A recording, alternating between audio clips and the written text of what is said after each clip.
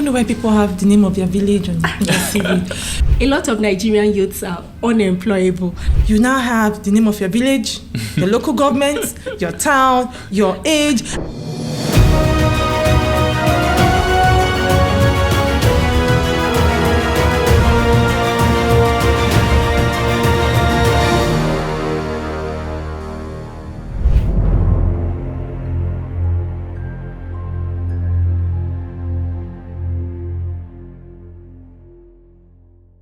Hello there. Welcome to the Youthful and Useful podcast by Leap Africa. My name is Joy Igbinedion and I have the privilege of being your host today. With me on the podcast, I have SJB. Hello everyone, my name is Johnbull and I'm super excited to be here. We absolutely love having you here. And also with me is Ahmed Umar. Pleasure to be here. Pleasure to have you here, Ahmed.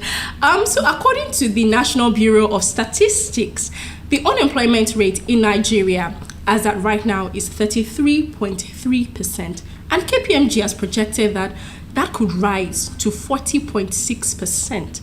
A few people have said that, apart from the failures of the government, that one of the other things responsible for that is something that they often say: a lot of Nigerian youths are unemployable. I have a problem with that statement, but before we get to the statement itself, it's a problem of employability. And that's why today on the podcast, we will be discussing employability. So I'd like to hear your opinion about what you think employability is, especially looking at the current context of the workforce in Nigeria. Let's start with you, Sarah. All right, thank you very much, Joy. So employability is the capacity of an individual, to be able to gain and maintain a job, and beyond just gaining and maintaining a job or just having that technical skills or a BSc degree or a master's degree, it also encompasses of your personal attributes, your attitude. So that's why you see a lot of behavioral competencies coming to the fore when someone is trying to get a job. And so those are the things that employers are actually looking at now beyond your technical skills. So that is, what employability, means for me. Fantastic. All right, Ahmed, would you like to add to that? Well, yes. I think that describes employability in, the sense of what it is. But also, you can look at it from perspective of desire. How desirable are you as somebody who is getting into the workforce? So, if you are desirable, you have those skills that Sarah is talking about, you have the right attitude, you have all of that. So employability is just how would you be perceived in the workforce, how employers would see you. Yeah. How would you be perceived in the workforce? The ability to not just get the job, but also maintain the job. So speaking about employability, you already spoke about the skills, competencies.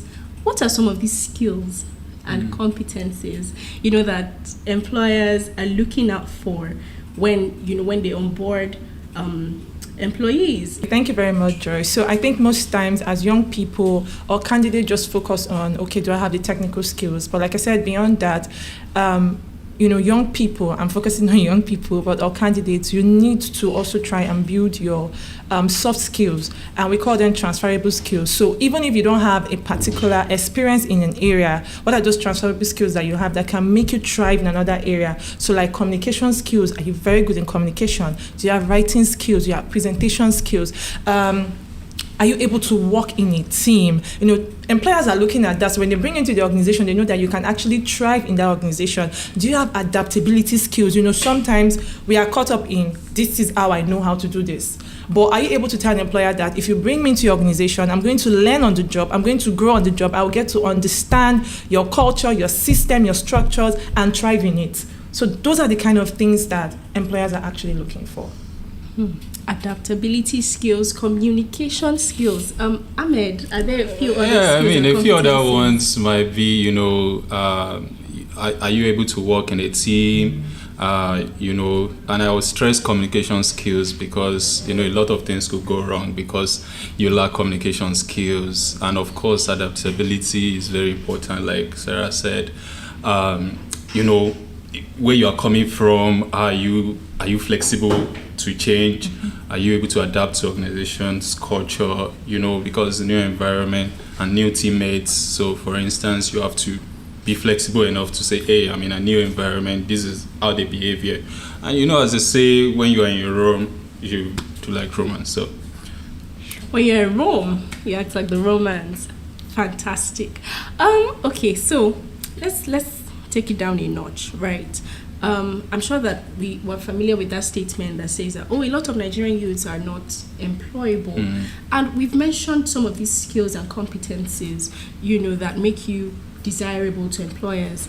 But my question is, as a potential employee, how do you make these skills and competencies visible when you just have very limited interaction with the person who's trying to employ you? Your interview is for 15 to 30 minutes. How do you show that, I have great communication skills, I can adapt to, the culture of your organization and all of those things? I just have 15 minutes. I just have 30 minutes. How do you convey those skills and competencies when you're trying to get a job? Okay, I thought Sarah would go first, but anyway. So yes, and I think it starts even before the 15-20 minutes call with maybe the recruiter. Of course, it should start from when you develop like your CV, for instance. Someone like me, I am very particular about the alignments, the fonts. Do you maintain like a consistency in your fonts and all of that? So if you can present like your CV very well, it can give me the impression that, if you do a document, if you are hired, if you are, you do like a concept note of something, for instance, it's going to be well presented. That I can have that impression from your CV. Or, some will say write a cover letter, for instance. And then cover letter, if you present it just anyhow, again, it might pass the wrong impression. Even you have not been able to speak to anybody at that point. So, and now, if there is a wrong impression, let's assume it's a wrong impression, before you come for like a physical or virtual interview, then you are on the losing side already. You need to now do exceptionally well to catch up, to change people's impression at that point. But if you already, presented yourself very well, maybe through like CV and your presentation very good, and all the emails that you are sending before that time were presented and all, I think recruiters would, feel like, okay, this looks professional, and at that point, it might even be a wrong impression. You might not be as professional, but at least you're on a winning side already. Yes, and you don't. So at that point, if you are speaking to them, then of course you already have some advantage. So you already have some advantage. That's it. Thank you so much, Ahmed. Now that you mentioned CV, I remember an experience that I had. I'd gone to take, I think it was passport photographs, and this brother came that they should help him type his CV. And we type it, I say, Uncle, all these things I am putting, it isn't necessary now. These things are not supposed to be on your CV, and I think that that's a huge gap that needs to be filled. So Sarah, I want you to talk a bit about, the essentials that should go on your CV. People put things like date of birth, marital status, I saw some interesting things on that CV. I'm like, no, remove it. So I want you to tell us some of the things that are essential that need to go on your CV and some things that you need to remove. As you are listening like this, as you're watching like this, bring out your CV, remove it. You understand? And also beyond the CV, some other things that people should look out for when they're trying to get a job. Okay, thank you very much, Joy. So I was just very happy when you're asking that question because I don't know why people have the name of their village on their CV. For recruiters, the first thing when we take up a CV, the first page of your CV tells me if I want to continue looking at the CV or not. So some of us have jargons on that first page. Definitely your name should be there. You have no bio, a brief bio that tells who you are, what you can do, and the kind of organization that you want to work in, just selling yourself briefly already. You now have the name of your village, your local government, your town, your age, and just imagine if that job is like age specific. Because sometimes employers can, bend some kind of rules. They feel that, okay, this person have the skills. Okay, the age doesn't matter. But you already tell them that you were born 1980. Which, sometimes shouldn't be so. But for some entry-level roles, like internship, they require that. We see a lot of that. So age gap. So your age is there, your, marital status, the number of children. I've seen that. I've seen that. I have 3 kids. I've seen that. I've seen that before. So I believe that. So first, the first page, just have a brief bio about yourself. Then just list out where you've worked. And it's very important to highlight your achievement. Don't just write your responsibility. I was the one that was asked to do this, prepare budget. No, I prepared the budget for. So as you're listing, you can have a part that says achievement on that job and responsibility. So the recruiter already knows that this person has the skills to do this job. They've done X, Y, Z. So they are very eager to meet you. But when it's just vague, they're not clear. And some people don't even list responsibility or achievement. They just go on to write the name of the place, or you see, okay, I think another one I just remembered now is, why do you have your secondary school there? Especially, you've done university. Okay, so you did BSc in this, and you see, I went to this high school. It's not necessary. Primary school, no. Exactly, primary school. But it's not a civil service job.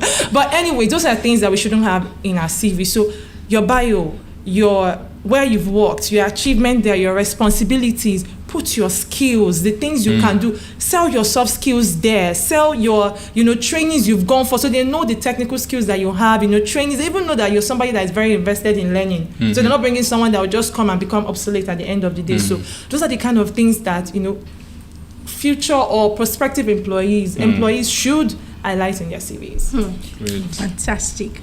I like the fact that you mentioned trainings, right? And I'll come at it at an angle that you're probably not thinking about. So earlier when I talked about this statement, a lot of Nigerian youth are unemployable. I said I had a bit of a problem with that statement. If we're being honest, right, even with writing your CVs, selling yourselves, our education system as it is today does not provide the support that people need to be employable.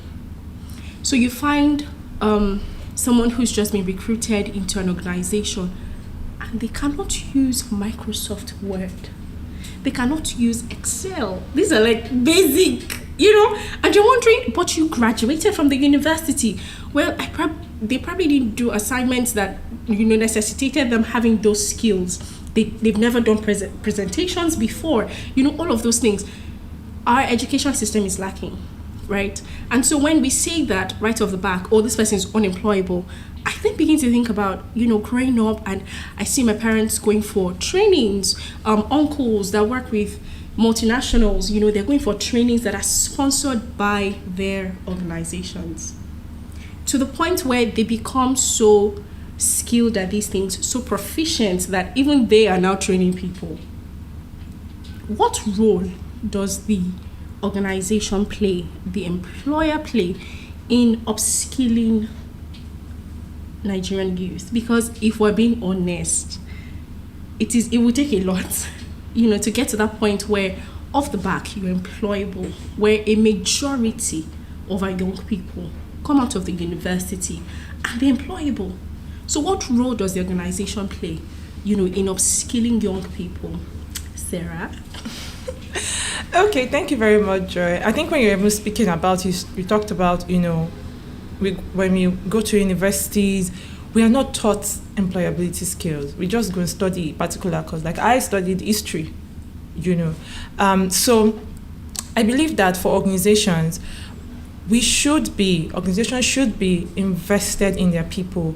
You expect people to grow on the job. You expect them to deliver on the job. So what provisions or resources can you make available for employees so that they can have access to trainings, they can have access to resources? And it does not even have to be. A lot of resources are out there.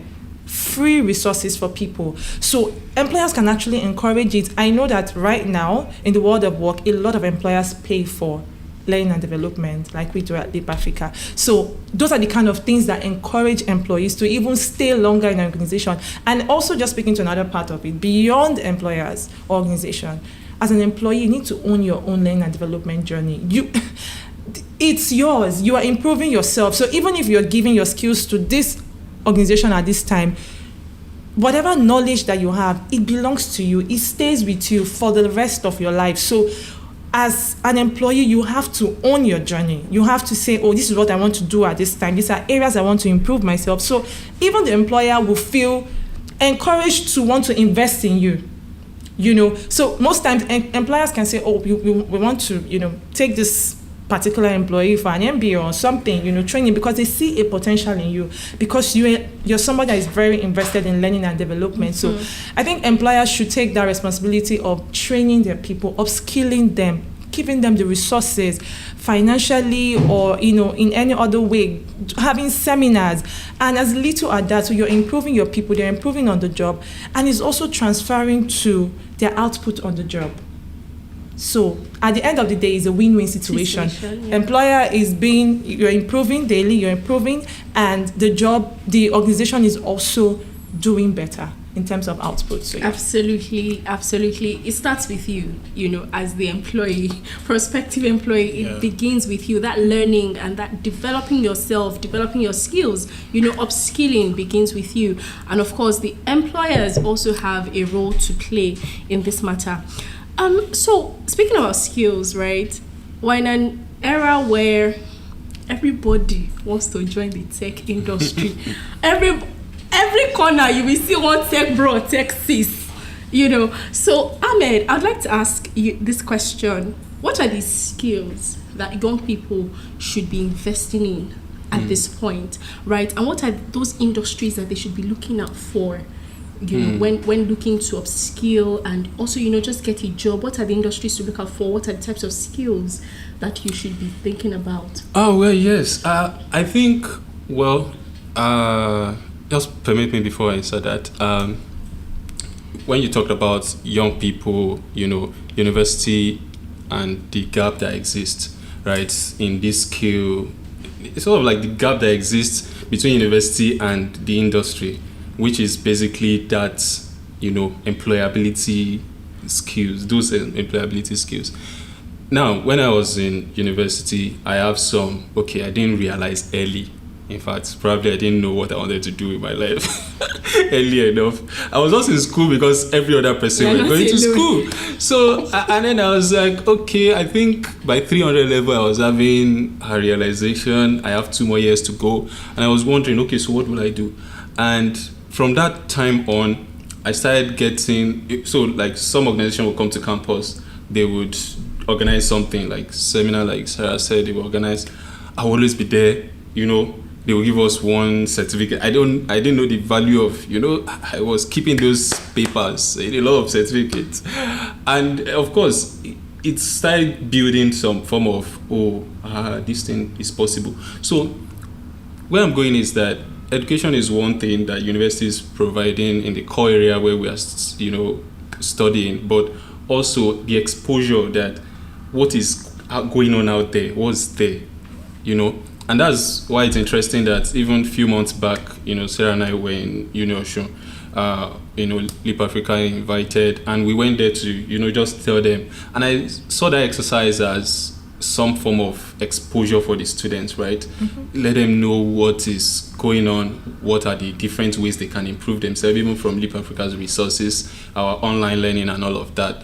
And I felt very, very, just grateful for the opportunity to be able to share with people, because I can relate to that position where they are, from my own experience. So now if we're talking about skills that people should build, I think also from my experience, and I'm not just saying it from like an industry expert or whatever, but from my personal experience, I feel like when I started thinking, I don't want to practice what I studied, project management was the first thing that I stumbled upon.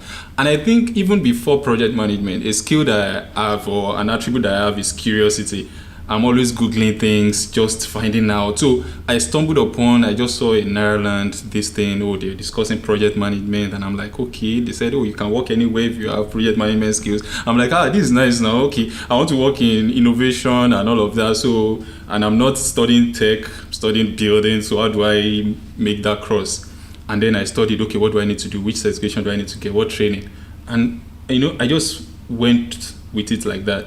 And then I got like a project management professional certification. And that was now what I was using to now look, seek for job rather than my degree. I didn't even have my degree before I started using my project management certificate to look for job. And there are a lot of them like that you don't need to, have even completed like your degree. A lot of people are doing like ACCA right from their undergraduate, ICANN right from their graduate. A lot of different things. You want to be like a business analyst, there are certificate programs, courses that you can take that are not dependent on, say, your discipline, what you are studying, for instance. So I think one thing that can help young people right from like university is exposure, number one. Know what is going on, know what is possible, what you can do, because a lot of them are there, they don't know. Now, secondly, when you know what you know the options that you have, now take that step to start early. So that it's not when you have graduated, you are in NYC, and then a lot of people are bombarding you with different offers of opportunities to take on certificates that might not really matter. A lot of people can relate to this, that all those things, they are not really quality ones. But if you start from like, say, your 200 level, you have like 2 years or 3 years to develop those things alongside your core schoolwork. That's when you can really have leverage. You graduate, your CV is not just empty. You already have those things, and of course I know Sarah will still talk more about those things, but that's my experience. Wow. Thank you so much, Ahmed. So you mentioned project management, business analysis. Yes. And one of the things that Sarah had mentioned is how these resources are out there. Literally, on our phones all day long. Everywhere. You can search for these things, So Sarah, are there other skills that you'd like to add and some other industries that young people should look out for? So I think right now, AI is here. I just wanted to make that, mention that, and I think it's very important that young people, like Ahmed said, just stay updated with what is happening. So, some people have not even embraced it yet. They're like, oh, what is this? No, it doesn't make any sense. Embrace it and see how you can maximize it for your own good. Learn it, because that is actually where the future of work is going to. We're going to have more technological innovation. So it doesn't matter if you're not a techie person, but there are different areas where you can start learning and seeing how you can maximize, these new trends that are coming up, across the world.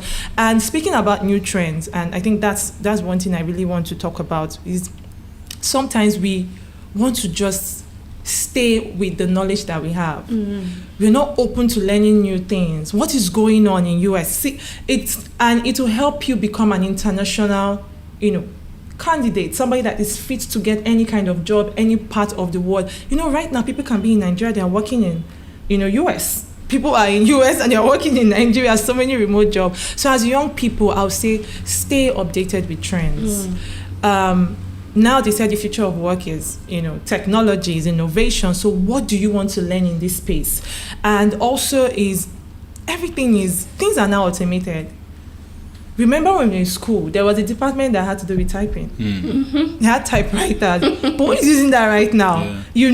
So things are outdated. So even if that's something that you learned, you can't say, oh, this is what I know. You have to be open to learning. And I think also very important, I know I've spoken about this before, is soft skills. We go to school, you learn those hard skills, you become maybe a BSc holder in communications, for me, history, I did building, that's amazing, but what are those soft skills that you could learn? Because you can go to an interview and they see a good CV, because your CV gets you through the door, then you go you can't present it.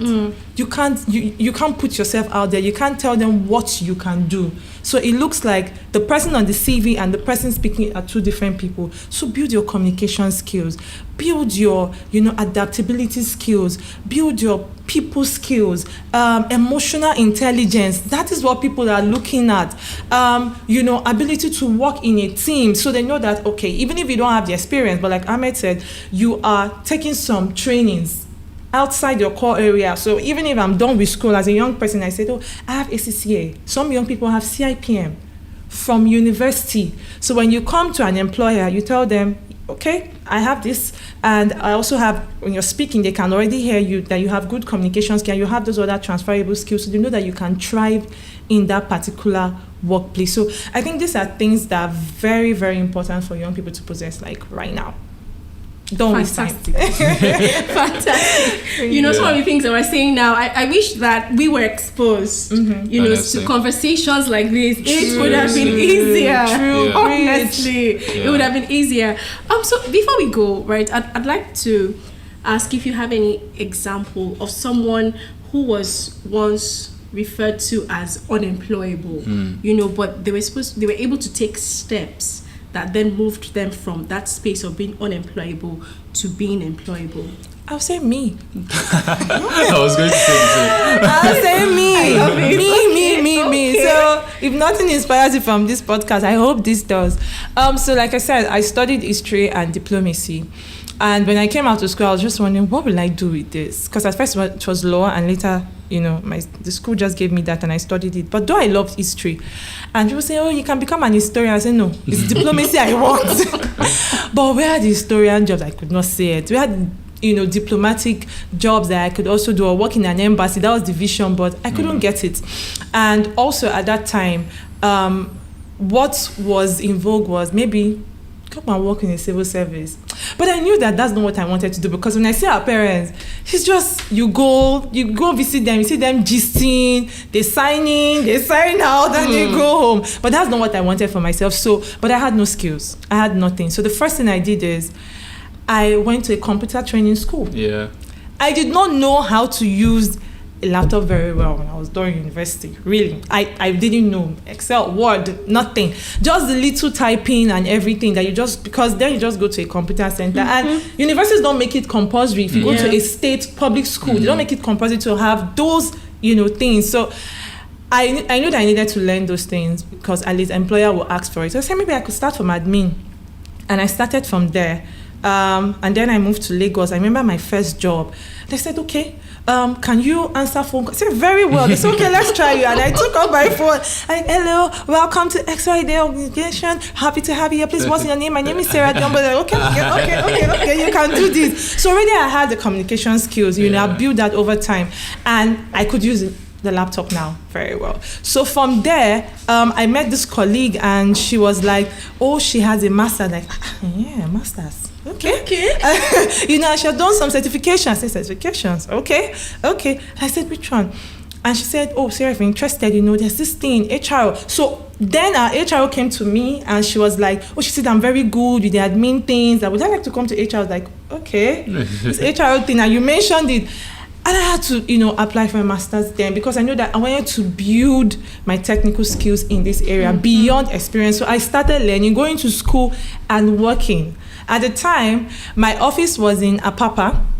So I will go from the island to Apapa. From there, I'll go to Unilag. It was, if you know Apapa then, the traffic and dust, it was really, really, really, really tiring. But I just had to do that, because I know that for me to grow in this space, I need to build myself. So I did that, and little by little, I started learning these things, doing the certification. There are so many free resources, like I said, signed up for CIPM and everything.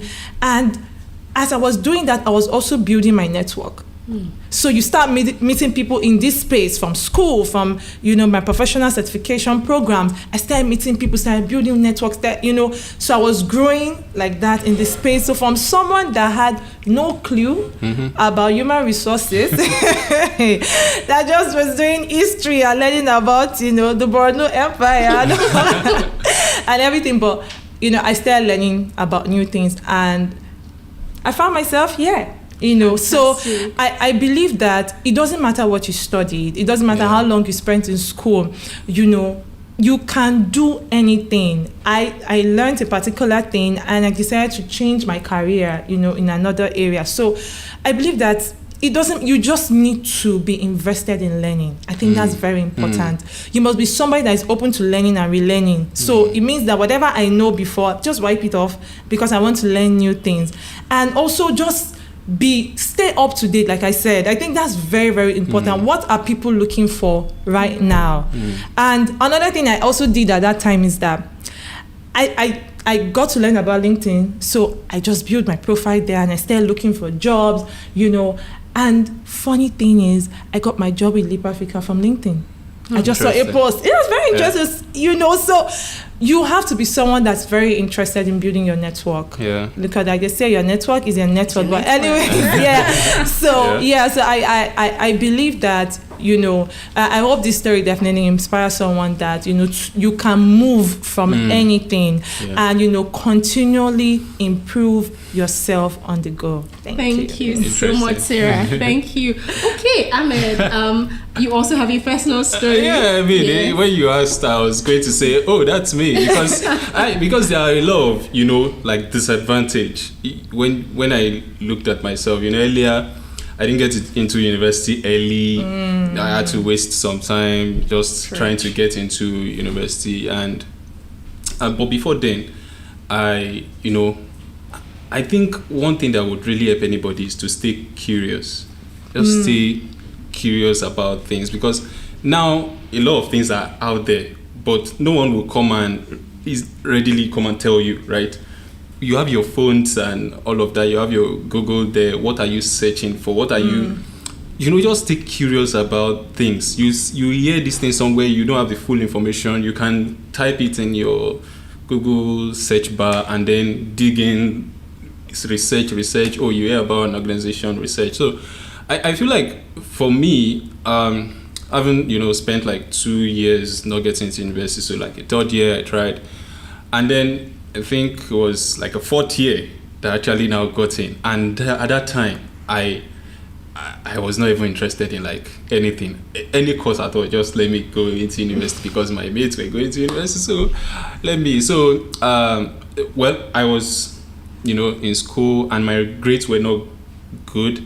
And I think my 300 level, like I said earlier, I started thinking, this thing, 2 years to go, I will have to go and work. Hey, this work, how do I do? What do they do at work and all those things? Because it's not being taught, right? So, I mean, and it's like in my own curiosity, I was like, hey, what would happen? So I went for like a 400 level IT second semester, and then I spent like 5 months on construction site. And every day I go back home with headache. And I was like, no way. There is no way I am doing this for the rest of my life. So, and with that curiosity again, I started, just searching, how do I do? Because I felt like I was really in a desperate mode at that time. I had just 1 year to graduate. And I stumbled upon, like the Netherlands thing I talked about. And, my IT boss, shout out to him, he paid for my training. Wow. Yeah, he paid for my, project management training, the compulsory training you have to do before you go and do like the exam. And that gave me the what was it called now, motivation to, after the training, called my dad. It's like, hey, my boss paid for my training, now exam is this amount I have to pay. And then, of course, he was also happy to hear that, my boss paid for training. Of course, exam, I'll pay. And then I wrote the exam in like 2 weeks. I said, you are now a PMP. I was so happy. But even at that point, I didn't know how valuable it was. So I just had, and then I thought, okay, if this thing is as valuable as people are saying, because people were telling me that it was really valuable, then let me start using it to apply for a job instead of my degree that I've not even finished. I have my final exams coming, so I've not even written it. So I said, okay, I'm going to be sending these out to people that I can find online. So I started going online. My friends that were more enlightened than me, I started looking at the friends that they make on Facebook. So I would see, where is this person? What does it do? So I'll connect with them. So somebody accepted, and then I texted, hey, I need to talk to you. I'm looking for an internship. And the person just sent me his email and said, send your concerns to this email. And that was it for me. But even mention that my grades were not good, so I was on a 2-2, and I was even thinking, there's first class, there is second class, upper. How do I compete with these guys? So I think there was some form of self-awareness there as well, that, okay, I'm not going to be able to compete with these guys in, like, even if, P&G is recruiting or something, somebody comes to, it's coming to campus, come and recruit, I'm not even going to be there, but I want to be able to, pitch something to someone that this project management, I know it to this extent, I have a certification that proves that, and then I started doing that, and I feel like that was it. And again, for me, I think if you stay curious, it should show in your work as well.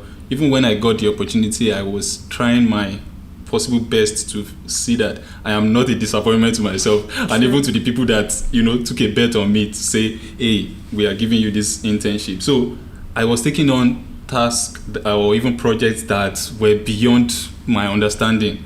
I was learning on the go. Like, I would stay late, not because somebody is asking me to stay late, but because I need to catch up.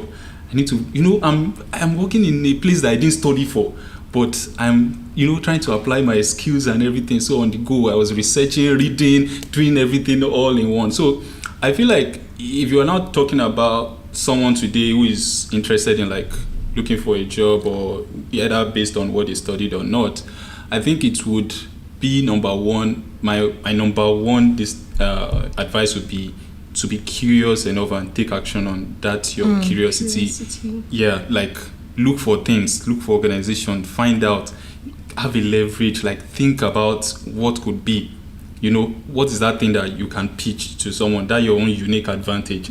Like, for me, my class, I got the PMP. I was the first to get it. In fact, in my old class, I can't even in my old faculty then I got the PMP. And the thing is that it improves my own level of exposure, right? Because a lot of people then didn't even pay attention to it. They didn't know they were doing their own thing, and I was not even top. I don't even know my number in the number of people that are in my class. Maybe my grade, I don't know where I fall. Maybe it's top 10. I don't even know. So, but everybody knew. Some people even start calling me, hey, PMP. It's just something that was interesting, right? And it was something that I started pitching to different people and saying, hey, I can. I even took training on campus. Even before I graduated, I took trained some people. Somebody invited me and said, hey, you're a PMP. I heard you're a PMP. So there's a training that's coming up. Can you take some? Yeah, I did. And, from that point, I felt like some of my even colleagues were influenced. And they started taking, I think, at least 4, because we still have like a WhatsApp group, at least 4 people have a PMP now, right? From there. We used to say, hey, another PMP minted today. So again, all these skills, education, but of course, stay curious. Thank you so much, Ahmed. Thank you so much, Sarah. You have both shared very valuable information today. Thank you so much for joining me on this podcast. And to our watchers, our viewers and listeners, you have heard it all. What is your unique selling point? What is your unique advantage? You need to take your life in your hands, because trust me, in this society that we're in, you have to do it yourself. And the resources that you need, they're out there. Apart from your hard skills, build your soft skills. Network. You don't have to meet the people at the top, right? Start from your circle. Somebody knows somebody that knows somebody. Network. Build yourself, and trust me, you'll be a candidate of choice very, very soon. Thank you for watching today's episode of our Youthful and Useful podcast. And until we come your way again, I remain Joy Igbinedion. I am Sarah Johnbull. And Ahmed Umar. Thank you so much. Thank you so much for watching. Stay youthful and useful.